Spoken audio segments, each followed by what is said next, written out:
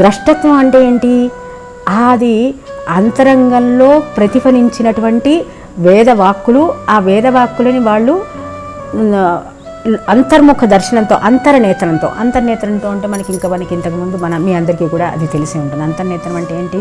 మనిషికి 3 త్రినయని, మాతా త్రినయని, అమ్మవారిని మనం త్రినయని అంటాం. అట్లాగే స్త్రీలు కానీ పురుషులు కానీ వీళ్ళకి అందరికీ కూడా 3 నేత్రాలు ఉంటాయి. అయితే ఈ ఉపనిషత్తు నేర్చుకున్నవాడు, ఈ యొక్క ఉపనిషత్తులంతా కూడా త్రినేత్రం అంటే 3వ నేత్రంతో దర్శించి చెప్పినటువంటి రహస్యాలు. కాబట్టి ఎవడైతే 3వ నేత్రాన్ని ఆపరేట్ చేయడం అంటే ఏంటి? చాలామందికి అసలు 3వ నేత్రం ఉన్నట్లే తెలియదు. మనకి దాంతో మనం చూడగలగమని తెలియదు. కేవలం నేత్రాలతోటి చూడటం అని మనం అనుకుంటున్నాం.